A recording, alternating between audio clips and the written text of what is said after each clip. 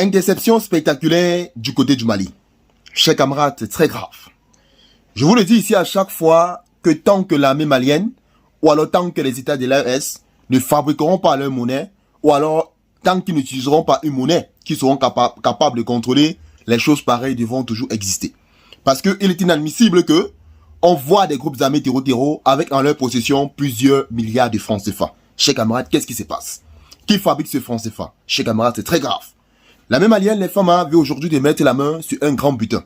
Nous allons bien sûr vous détailler la situation. Mais avant, nous vous prions de partager massivement cette vidéo afin que chacun puisse être au courant de la situation, afin aussi que chacun puisse donner son point de vue pour améliorer cette situation de financement ou alors pour éradiquer une fois de plus ces circuits de financement des terreaux. Donc, chers camarades, j'aimerais qu'à la fin, chacun puisse me dire ce qu'il souhaiterait que les autorités maliennes feront pour éradiquer une fois de plus ce phénomène de financement de ces terreaux-là. Parce que ça prend déjà un peu plus de l'ampleur. Donc, chers camarades, sans plus tarder, on passe à l'information. Mais avant, nous vous prions de partager massivement cette vidéoconférence avec tout le monde afin que chacun puisse être au courant de la situation. Chers camarades, c'est très très important. Donc, entrons dans l'information. Écoutez, les FAMA interceptent plusieurs suspects avec d'importantes sommes d'argent. Une nouvelle opération des forces armées maliennes, à l'abrégé FAMA, vient de se dérouler dans cette note, avec l'interception de plusieurs individus soupçonnés d'appartenir à un réseau terreau et qui étaient en possession de plusieurs liasses de billets en francs CFA. Chers camarades, on va d'abord poser une question. Qui fabrique le franc CFA? Répondez en commentaire.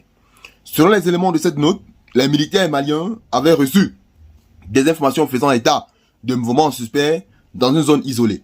Une surveillance avait alors été mise en place afin d'identifier les personnes concernées et de comprendre leurs activités. Les soldats ont finalement découvert plusieurs hommes réunis dans un endroit distrait. Au moment de l'intervention, la scène était particulièrement révélatrice. Les individus étaient regroupés autour d'une importante somme d'argent. Plusieurs liasses de billets étaient posées devant eux et certains semblaient être en train de compter et de repartir l'argent entre les différents membres du groupe. Les militaires ont immédiatement procédé à leur interpellation et sécurisé les lieux.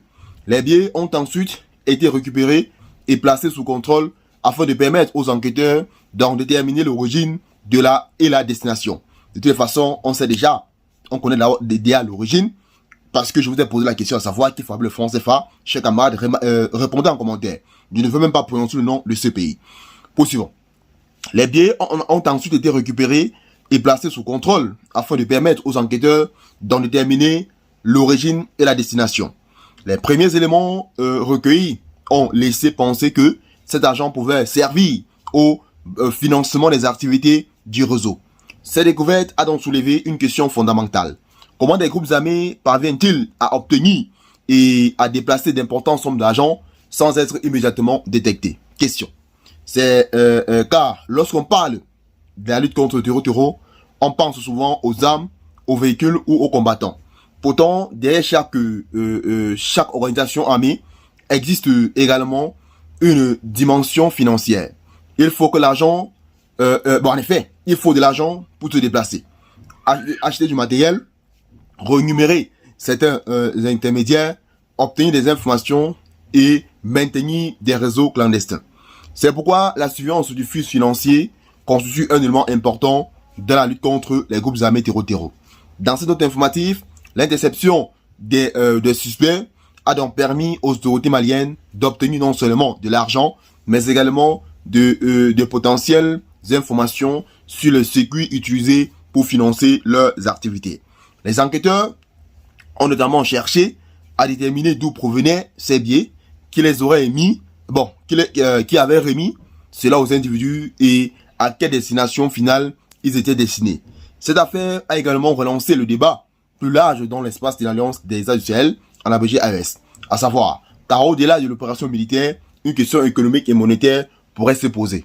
Les États de l'AES doivent-ils réfléchir à des mécanismes leur permettant de mieux contrôler et tracer le flux financier utilisé sur leur territoire? Question. Répondez. Le sujet est particulièrement sensible. Pourquoi? Le franc CFA est une monnaie commune et utilisée par plusieurs pays africains et son émission et sa gestion institutionnelle ne révèlent pas directement de ses présidents de l'AES. Cela signifie qu'un débat sur une éventuelle monnaie propre au pays de l'AES ne serait donc pas une simple décision politique prise le jour au lendemain. Il faut étudier les conséquences économiques, financières et commerciales d'un tel changement. Mais dans cette note, l'interception de ces suspects a justement montré pourquoi certains responsables pourraient être tentés de réfléchir à cette question. L'objectif ne serait pas simplement de changer la monnaie pour changer la monnaie. Donc, l'enjeu serait surtout de renforcer les capacités des États à surveiller les mouvements financiers, à lutter contre le financement clandestin et à mieux comprendre les circuits d'argent qui traversent leur territoire. Une monnaie ou un système financier plus directement contrôlé au niveau régional pourrait en théorie faciliter certains mécanismes de traçabilité. Mais il faut également être très prudent. Changer la monnaie ne suffit pas. Il ne suffit pas à lui seul à empêcher le financement du terreau. Les réseaux clandestins peuvent utiliser différents moyens, à savoir espèces, transferts informels, commerce, contrebande ou autres mécanismes mécanismes financiers. La véritable question serait donc celle de la capacité des États à identifier les mouvements suspects et à renforcer leur système de renseignement financier. Dans cette note, les militaires ont ainsi transmis l'argent saisi aux services compétents afin qu'il soit analysé. Chaque liasse a été compté et enregistré. Les enquêteurs ont cherché à établir un lien entre cette somme et d'éventuels réseaux de financement. Cette étape a été particulièrement importante car une somme d'argent retrouvée entre les mains des suspects ne permet pas automatiquement à déterminer son origine. Il faut une enquête, il faut établir les faits, il faut identifier les personnes impliquées et surtout il faut démontrer les liens éventuels entre les fonds et une activité criminelle ou terreau.